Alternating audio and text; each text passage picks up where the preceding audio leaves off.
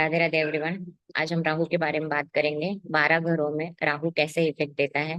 आज हम लाल किताब के हिसाब से राहु के बारे में देखेंगे कि राहु वो आपके लाइफ में कैसे इम्पैक्ट देता है, कैसा हर एक हाउस में उसका क्या इम्पैक्ट होता है। पहले बेसिक्स भी देखेंगे। फर्स्ट हाउस से लेके 12th हाउस तक राहु का क्या इम्पैक्ट होगा आपके लाइफ में, कैसी चीजें आपको रिजल्ट मिलेगी। जैसे फर्स्ट हाउस में होगा तो क्या करेगा, सेकंड में होगा तो क्या करेगा, सेवंथ में होगा तो आपकी मैरिज में क्या इम्पैक्ट करेगा, 10th में होगा तो आपके करियर में उसका क्या रोल होगा, और लाल किताब इसके बारे में क्या कहती है। हम ये सारी चीजों के बारे में डिस्कस करेंगे। बट उससे पहले अगर आप मेरे चैनल पे पहली बार आए हो तो ये बहुत ऑस्पिशियस टाइम है चैनल को सब्सक्राइब करने का और बेल आइकन दबाने का। तो अभी हम राहु के बारे में बात करते हैं। तो मैं अभी स्क्रीन शेयर करती हूँ।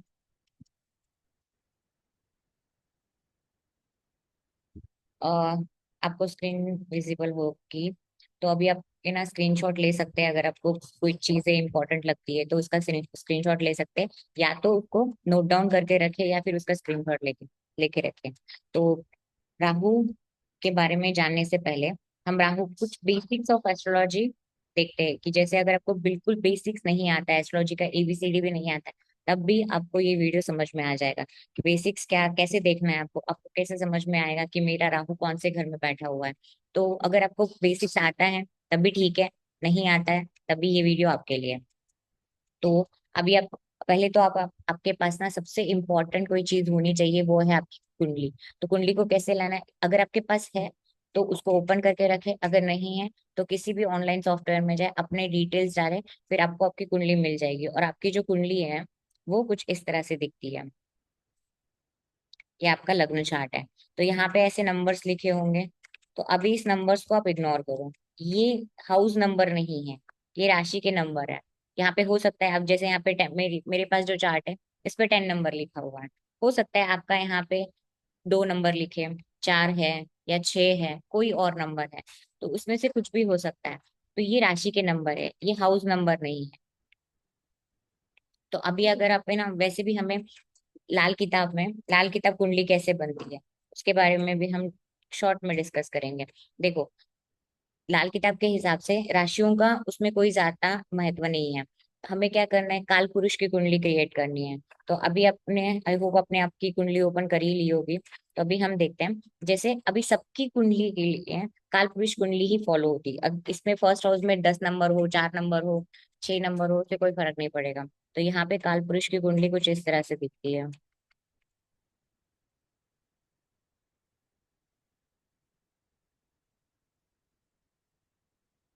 यहाँ पे first number, second number, 3 number, 4 number, 5 number, 6, 9, 10, 11, 12। तो अभी आपका ये फर्स्ट हाउस है, ये सेकंड हाउस होगा, और ये थर्ड हाउस होगा, ये फोर्थ है, ये फिफ्थ है, ये सिक्स्थ है, ये सेवंथ हाउस है, ये एट्थ हाउस है, ये नाइन्थ हाउस है, ये 10th हाउस है, 11th हाउस है, ये 12th हाउस है। तो यहाँ से आपकी जो कुंडली है वो एंटी क्लॉकवाइज रोटेट होती है। तो यहाँ ये जो फर्स्ट हाउस है, यहाँ पे मैंने कुछ बेसिक्स उसके डिटेल्स दिए हैं। जैसे फर्स्ट हाउस आप खुद हो, आपकी बॉडी, आपकी पर्सनैलिटी है। सेकेंड हाउस आपका मनी है, यहाँ पे जॉब नहीं है, फैमिली है। थर्ड हाउस आपका ब्रदर सिस्टर है, एडवेंचर है।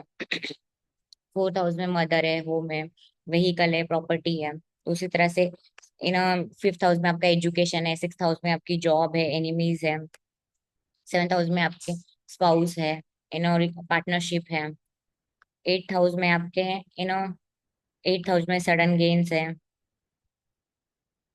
एस्ट्रोलॉजी भी इसी के अंदर आता है। हिडन जितने भी नॉलेज है, वो सारे गुप्त विद्या जितनी है वो एट्थ हाउस के अंदर आती है। नाइन्थ हाउस में आपके फादर है, लक है, रिलीजन है। 10th हाउस में आपका वर्क है, आपका प्रोफेशन है। 11th हाउस में जो गेन्स है जो आपको होता है। और ये फ्रेंड्स का भी हाउस है। 12th हाउस में फॉरेन है, एक्सपेंसेस है। तो आप इसका स्क्रीनशॉट ले सकते हैं। तो इसी तरह से अब हर एक हाउस का एक सिग्निफिकेंट होता है।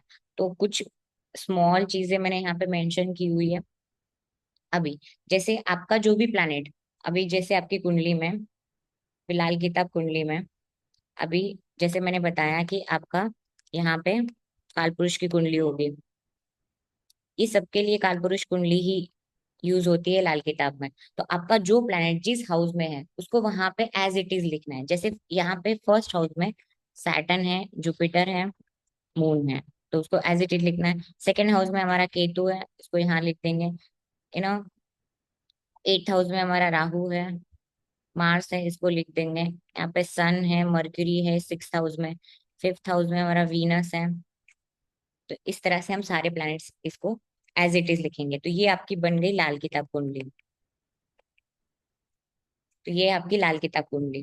तो लाल किताब कुंडली में बेसिकली आपको देखना है, आपका राहु अभी देखना है। अभी आपको बस राहु के बारे में आज हम डिस्कस करेंगे। अगर आप बाकी प्लैनेट्स के बारे में चाहते हो, उसके बारे में डिटेल में जानना चाहते हो, तो आप मुझे कमेंट में जरूर बताना कि आपको कौन से प्लैनेट के बारे में जानना है। तो उसके हिसाब से मैं नेक्स्ट वीडियो उस पर बनाऊंगी। अभी हम बस राहु की बात करेंगे। अभी राहु आपके यहाँ बैठ, मान लेते राहु आपका 1st हाउस में है, तो हो सकता है कि आर्य लिखा हो या फिर हिंदी में रा लिखा हो। ठीक है। तो या दोनों में से कोई भी एक चीज हो सकता है। तो अभी हम राहु के बारे में एक एक करके सारी चीजों में देखेंगे। अब बेसिकली राहु का कुछ बेसिक नेचर आपको समझना बहुत जरूरी है।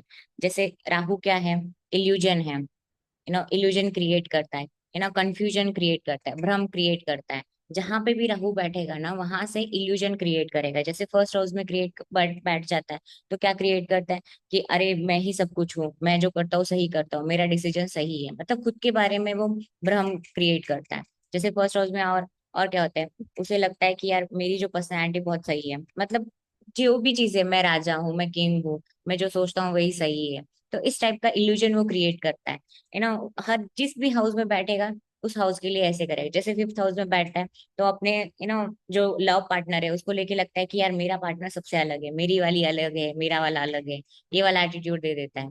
तो जिस हाउस में बैठेगा उससे रिलेटेड ये चीजें करेगा, इल्यूजन क्रिएट करेगा, आपको कंफ्यूज करेगा, आपको रियलिटी नहीं दिखेगी कि अच्छा ये ऐसा है वैसा है, आप एक भ्रम में जीते हो। तो इस तरह से राहु आपको लाइफ में इम्पैक्ट है जहां पे भी बैठेगा। एक एक हाउस में हम डिस्कस करेंगे कि किस हाउस में बैठ के क्या क्या चीजें करता है।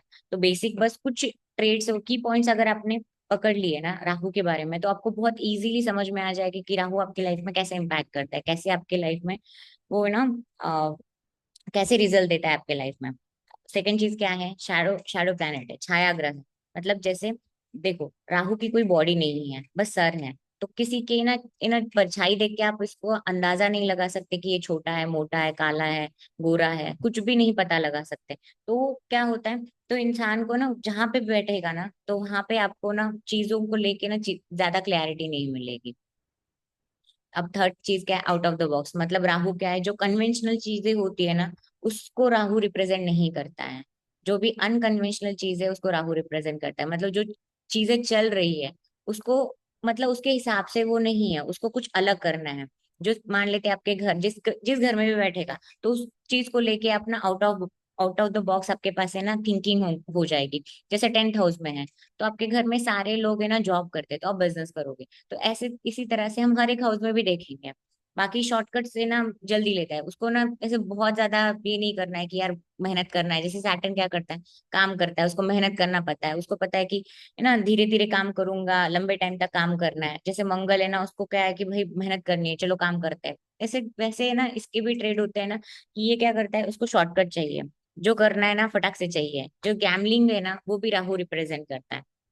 जितने भी हमारे शेयर मार्केट है ये सब है ना, राहु से रिप्रेजेंट होता है, क्योंकि उसमें क्या है, शॉर्टकट है, सडन गेन होता है, सडन लॉस होता है। उसी तरह से।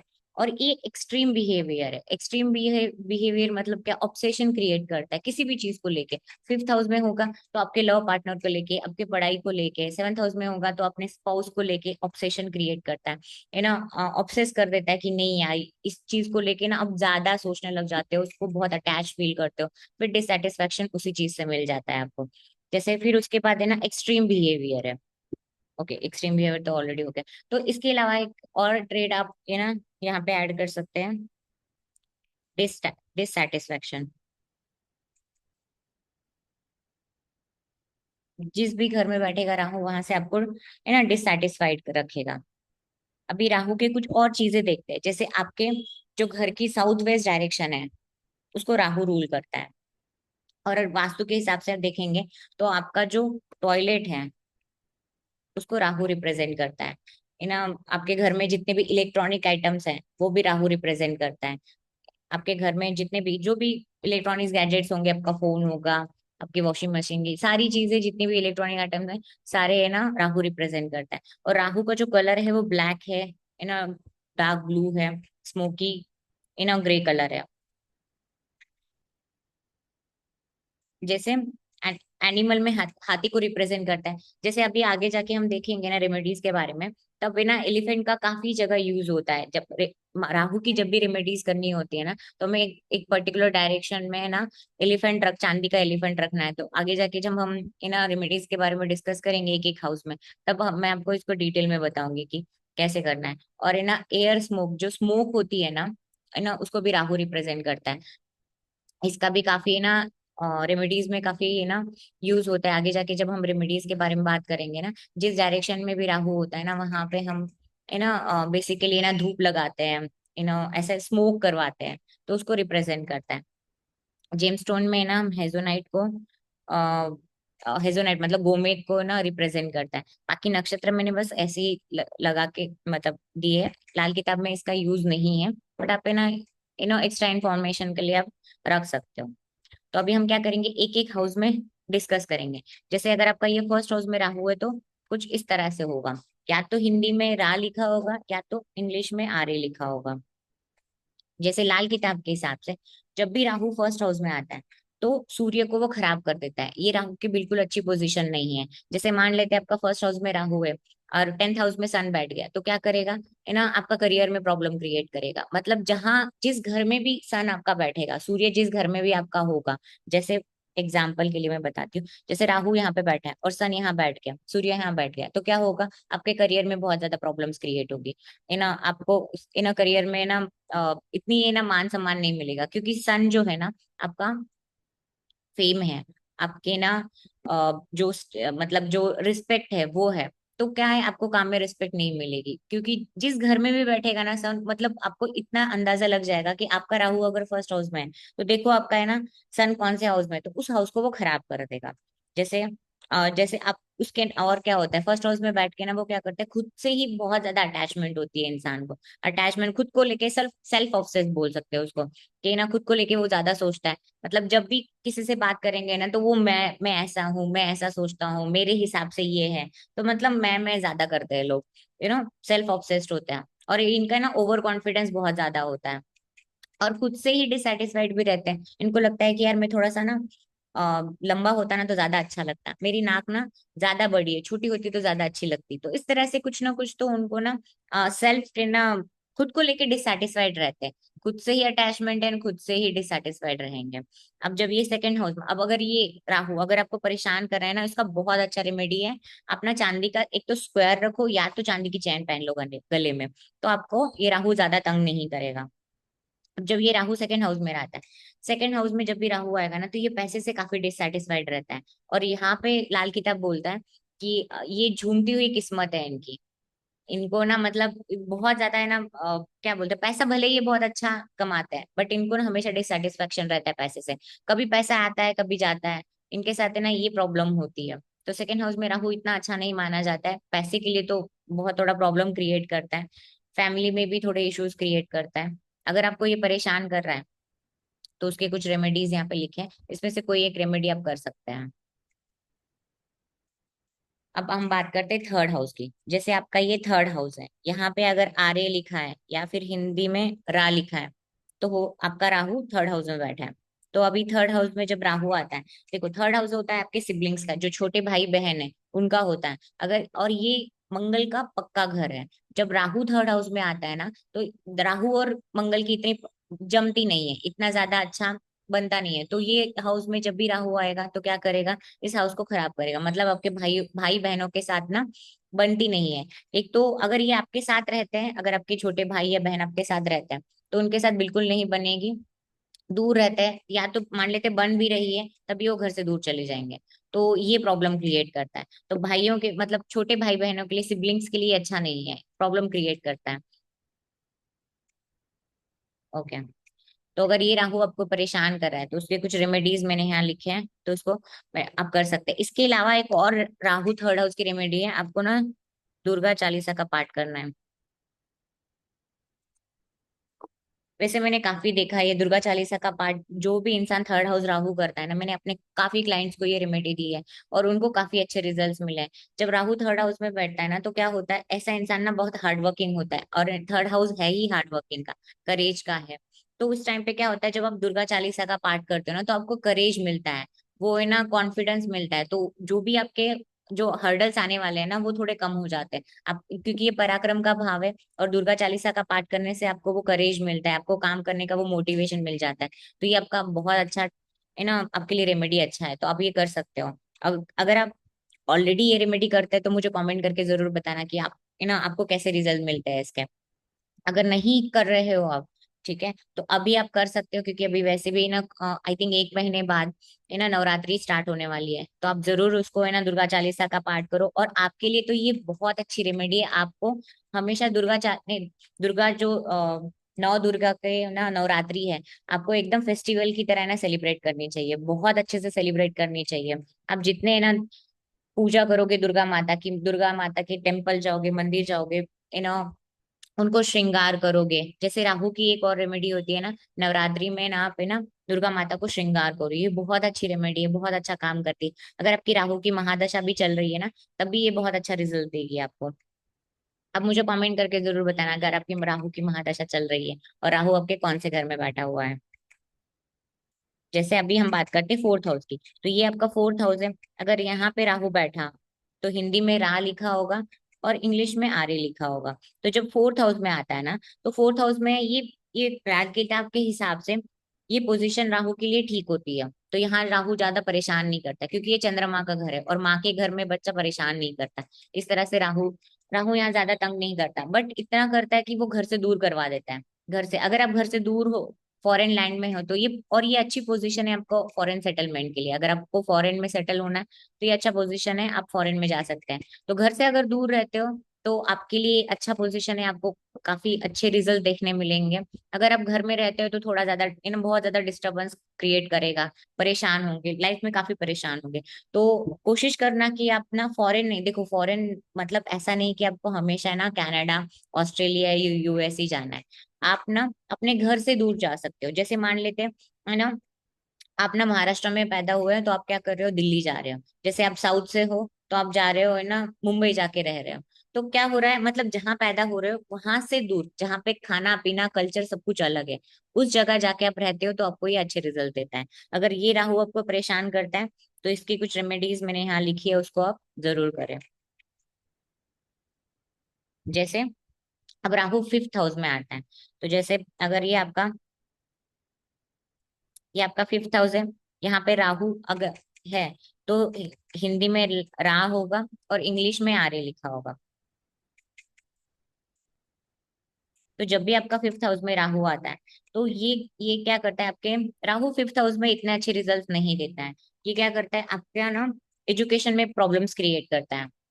आपको ना आपकी क्रिएटिविटी में थोड़ा सा प्रॉब्लम होता है ना, आपको होता है कि आपका इंटेलिजेंट कहीं किसी और डायरेक्शन में चला जाता है। आपको जो भी आपके लव अफेयर है, क्योंकि ये फिफ्थ हाउस आपका लव अफेयर का भी है, तो यहाँ आपके जितने भी अफेयर होंगे ना, काफी ब्रेकअप करवाएगा। हो सकता है कि आपकी 2 शादियां भी करवा दे, क्योंकि फिफ्थ हाउस का राहु है ना, आपका डिवोर्स डिवोर्स होने के चांसेस भी होता है, और आपकी लव मैरिज भी हो सकती है, बट है ना हो सकता है आपके पार्टनर के साथ ना, मतलब आपके मल्टीपल अफेयर बने होंगे, और आपका काफी एक ऐसा ब्रेकअप जरूर हुआ होगा जो काफी है ना हार्टफुल होगा आपके लिए। तो ऐसा राहु यहाँ पे बैठ के थोड़ा प्रॉब्लम क्रिएट करता है। और अगर ये राहु आपको परेशान कर रहा है ना, तो आपको राधा कृष्ण की ना पूजा करना आपके लिए बहुत अच्छा होता है। और ये बेबी कंसीव करने के लिए भी काफी परेशान करता है।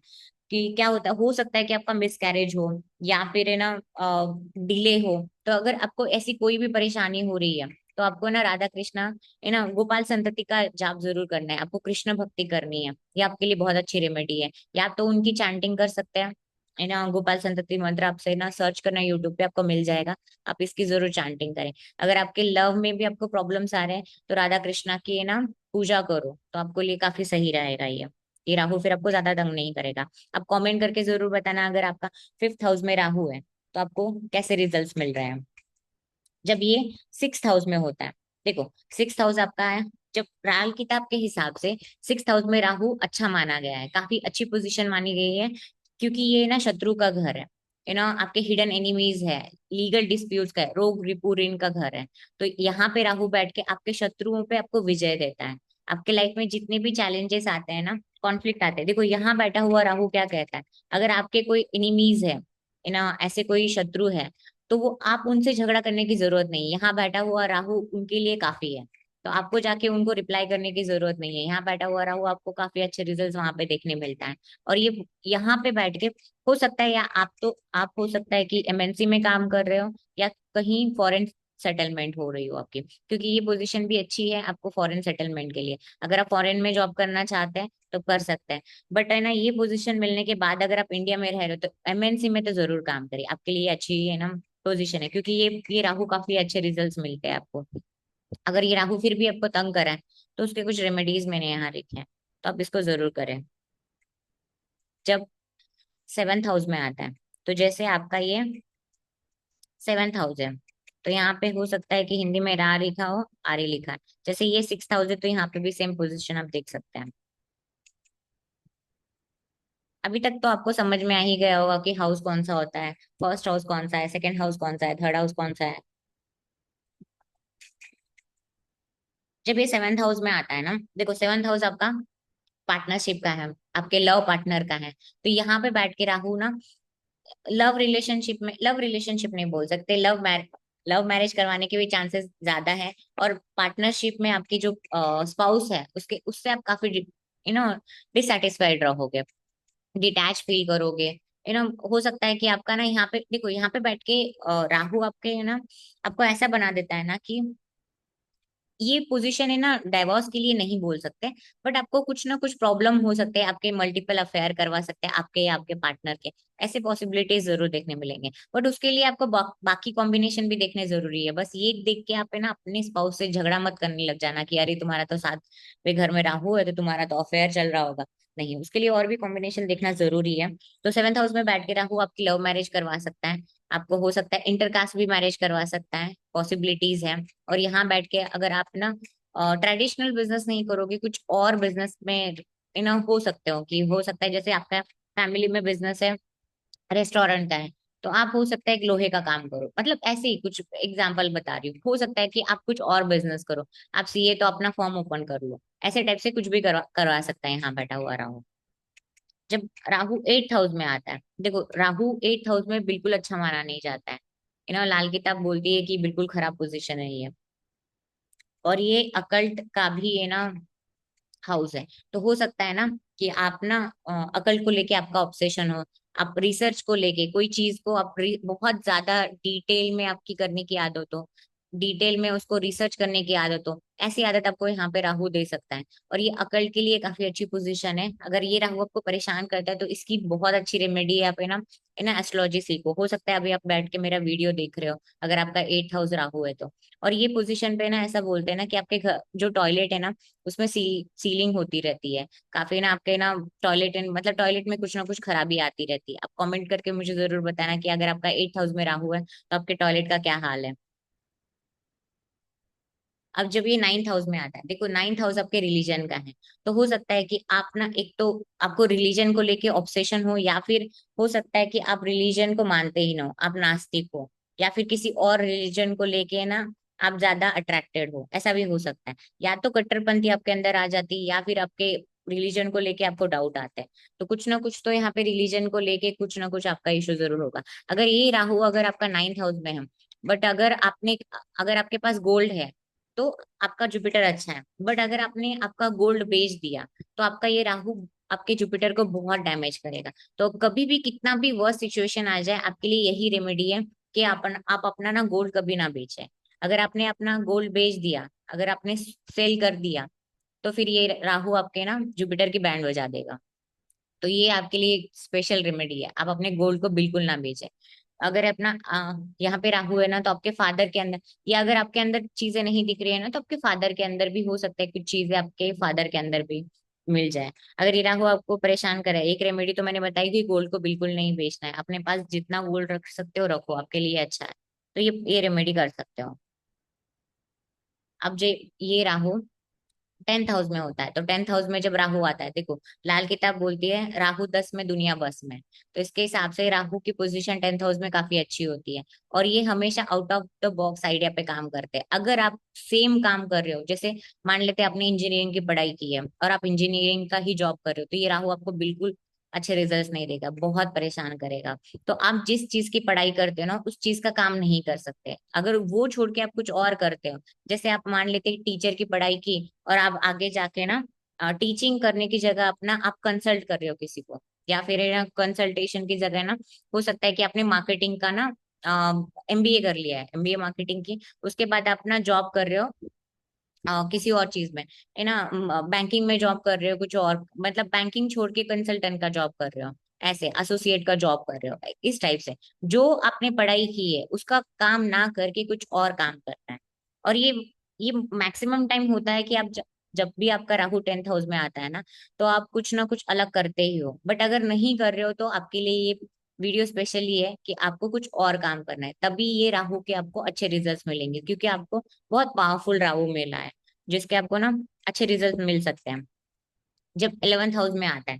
देखो 11th हाउस में जब भी राहु आएगा ना, तो जुपिटर को वो ये खराब कर देगा। जुपिटर को है ना ये, और इनके जो फ्रेंड्स है ना, इनके साथ इनकी ज्यादा मतलब फ्रेंड्स ऐसे मिलेंगे ना, इनको धोखा दे सकते हैं, पॉसिबिलिटीज हैं। और यहाँ बैठ के लाल किताब बोलती है, अगर ये यहाँ पे 11th हाउस में राहु है, तो अगर आपको बहुत अच्छे गेन्स दे सकते हैं, मतलब क्या होता है, आपको ना मटेरियलिस्टिक जितनी भी चीजें हैं वो आपको गेन्स करवाएगा, अपने अपने दोस्तों से काफी अटैच करवाएगा। और ये ना पोजीशन अच्छी है, अगर आपको ना शेयर मार्केट यही करना है तो कर सकते हो, तो ये सही रहेगा आपके लिए।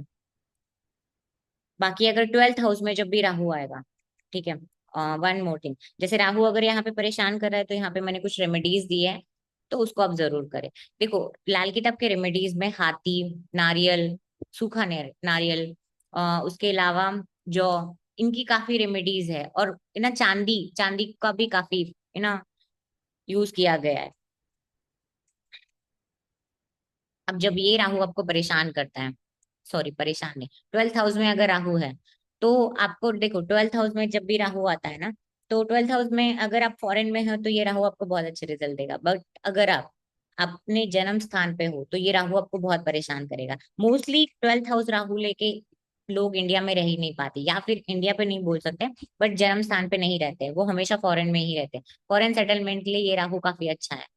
और इसके अलावा जब भी 12th हाउस में राहु होता है, इनको नींद की काफी इश्यूज होते हैं। और क्योंकि देखो 12th हाउस हमारा बेड प्लेजर का भी है, तो हो सकता है कि आपके बेड मतलब नींद में थोड़ी इश्यूज क्रिएट करें, ना आपके शादी में कुछ प्रॉब्लम्स क्रिएट करे, लड़ाई झगड़े हो, ये भी पॉसिबिलिटीज है, क्योंकि बेड प्लेजर है वहां पे राहु आएगा, राहु जैसा है ना उद्धम मचाने वाला प्लेनेट आएगा, तो कुछ ना कुछ तो खराब करेगा ही। बट अगर फॉरेन में हो तो इतने प्रॉब्लम्स आपको नहीं आएंगे। तो अगर फिर भी कुछ चीजें आपको परेशान कर रही है, तो यहाँ पे अगर मैंने वहाँ वैसे रेमेडीज मेंशन नहीं है, चलो यहाँ यहाँ पे जो रेमेडी है, फर्स्ट रेमेडी आप ये करो, आपको ना यहाँ पे मंगल की रेमेडीज करना बहुत जरूरी है। जैसे आप अगर 12th हाउस में आता है, तो आप क्या करो, लाल कपड़ा लो, उसमें 100 ग्राम लाल कॉटन का कपड़ा लेना है, उसमें 100 ग्राम सौंफ डालना है, और उसको क्या करना है, उसकी पोटली बनाना है, और आपको तकिए के नीचे रखना है, 1 महीने तक रखना है, 30 डेज बाद उसको चेंज करना है। और सेम प्रोसेस आपको रिपीट करते रहना है, इससे आपकी नींद में इश्यूज जो हो रहे हैं ना, वो भी आपके निकल जाएंगे, काफी आपको ना अच्छे रिजल्ट्स मिलेंगे। और ये रेमेडी सारे हाउसेस के लिए भी कर सकते हो, राहु जब भी आपको परेशान करता है ना, तो ये बहुत अच्छी रेमेडी है उसकी, तब कर सकते हो। ये मंगल की भी अच्छी रेमेडी, मतलब बेसिकली नींद ना आए ना तो आप कर सकते हो। इसके अलावा आप ना चैरिटी करना, क्योंकि ये 12th हाउस आपका चैरिटी का भी है। हम यहाँ पे एक और चीज है ना, आप चैरिटी कर सकते हैं। इसके अलावा आप मेडिटेशन कर सकते हैं, मेडिटेशन करने से भी आपको स्पिरिचुअलिटी को बेसिकली फॉलो कर सकते हैं, स्पिरिचुअलिटी में डिसिप्लिन लेके आ सकते हैं, तो आपको अच्छे रिजल्ट देखने मिलेंगे, क्योंकि ये 12th हाउस जो है आपके स्पिरिचुअलिटी का भी है, मेडिटेशन का भी है, तो ये सारी चीजें आप कर सकते हैं।